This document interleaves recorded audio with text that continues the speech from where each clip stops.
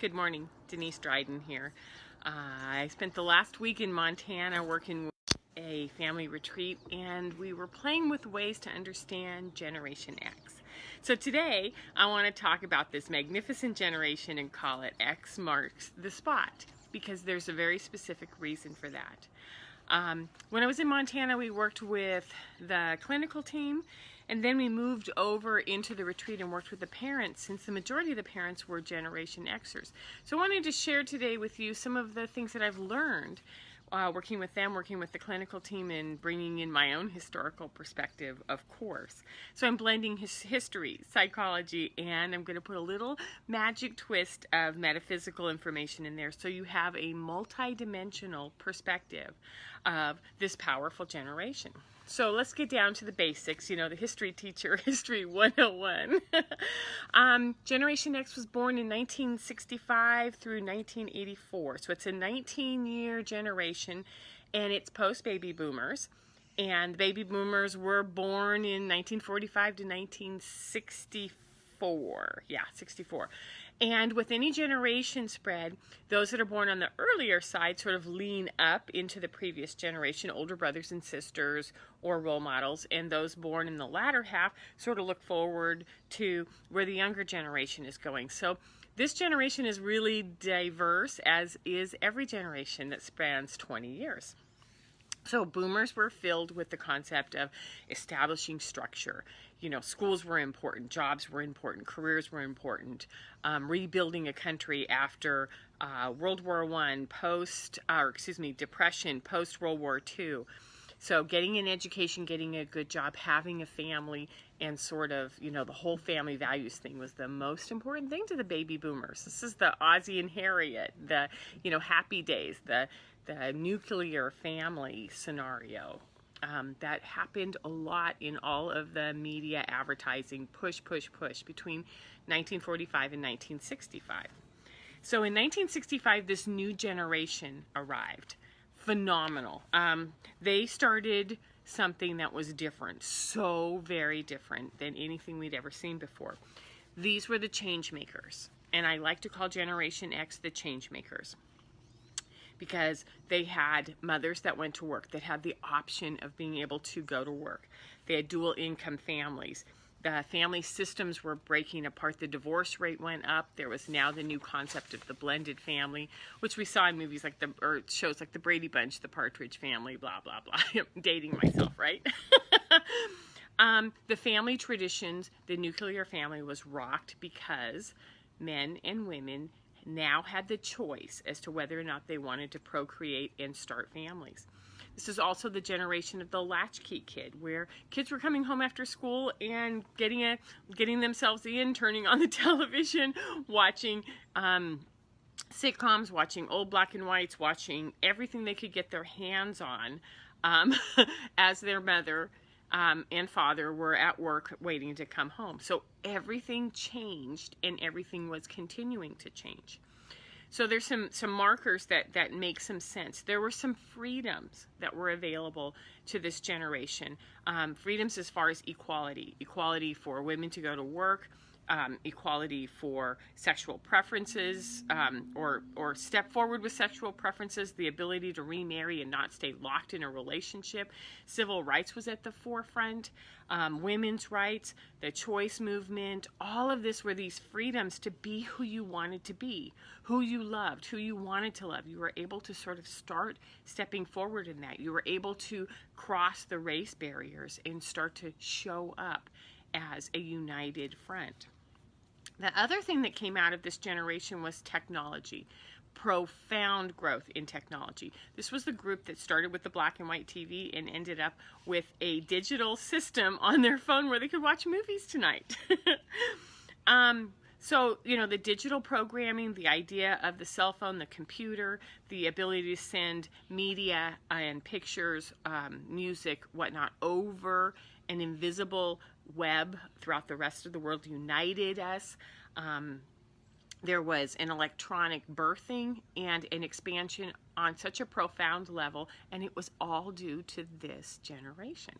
So the drive was to become digitally connected globally. So when we understand that, the drive was to get technology out there and then to be digitally connected globally, that's what the change makers really needed to do.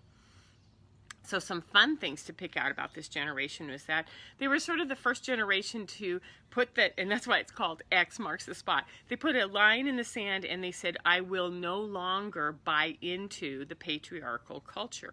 I don't believe in man being head of the household. I don't believe in man being the head of a God system. I don't believe in man. Follow it down.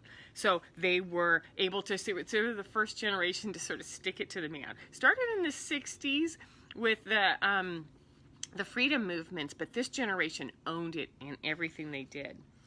So that's the best one, first one. Number two, they had mobility. They had mobility in their careers. They changed jobs, careers 3 to 4 times in a lifetime. They move across country. They move wherever they want to for a job, for career job, for passion, for to gather around people that they want to be around. So they're able to leave what is that core system and go out and be adventuresome. They change partners, they change marriages, they blend families. So think of it, they change bodies, they change style, they change cars, they change houses, they change everything because they like to try them on and see how it fits. They are technological masters. They built companies, systems, the dot-com industry. They put the financial system on digital. I mean, when we start to look at every component of the digitalization and the mastery that comes from this generation, it's phenomenal.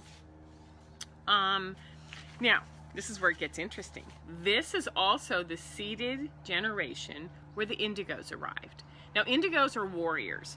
Indigos are truth and justice warriors with swords on their hips, and they're ready to fight for justice and truth. They've been seeded throughout all of the Earth history on this life, in this planet. However, in the late 60s, early 70s, they started arriving in mass. So an indigo is a warrior, a mental warrior. Think Aquarius. They're here to fight for the freedom of thought, the freedom of mobility, the freedom of moving energy around. They are brilliant change makers. They're observant. They're adapters. They're builders. They're problem solvers. These are, think of, I always use the example in my coaching, think of Star Trek. You go into the transporter room and you come out and you've got your sword on your hand on your sword or on your phaser, and you go, okay, what's here? What do I need to do? How do I need to do this? And what do I need to start first? So they're change makers and problem solvers and pioneers. They are frequency explorers. So they get around and they feel, oh, this doesn't feel good, change that. This doesn't feel good, change that. And they're definers of frequency, definers of what works for them and definers of what doesn't work for them. So again, freedom is going to be the most important thing, which is I cannot coexist in this frequency, in this environment, under this subjugation, under these rules. I need to leave and change it. They are guided by truth and justice, and they are merciless to those who are out of integrity, whether it's truth or justice. They are merciless. So think about it. They'll go after a teacher in a classroom. They'll go after a parent. They'll go after a principal, a coach, a boss. And if that person is out of integrity and telling them what to do, not going to happen. We all know this. It's like, nope, you are not going to tell me what to do. So there's this individualism, this independence that comes with change agents. I also want to talk about the fact that when you are out there in the forefront and you're changing everything, there's also a tremendous amount of pain. This is the generation that got to see things happen for the first time that were horrific to watch, like the filming of the burning villages in Vietnam, the dropping of the bombs. They got to watch the Challenger explode. They witnessed 9/11. They were raised in the fear of nuclear destruction. Then they had this whole media, digital, social news, commercials, television shows talking about safety and children. This is when we had serial killers, we had school shootings, we have political assassinations. These are the early babies that were born under the assassinations of Kennedy and Martin Luther King. They watched Nixon go through the political. They have no faith in politics. They know how to use it, but they don't have any faith in it. They also have television shows that are saying, be really afraid. So we have every, serial killer, special victims unit, CSI telling us what to be afraid of or how deep and dark this can really go. 1 out of every 3 women in this generation has been sexually abused. There's loneliness, abandonment, detachment. They don't fit with the culture before them, and they have to create their own culture, and they don't always know how to do this. They want to, but they don't know how. And then when they do it their way. School was not always easy for them. They are undefined, undetected learning disabilities, learning challenges.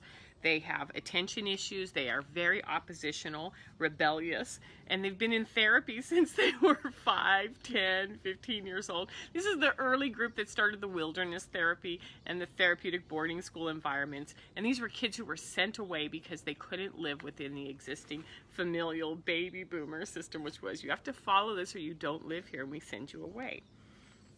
So this is a generation that forced change, and yet they were all the leaders of change. There was profound abundance, financial success.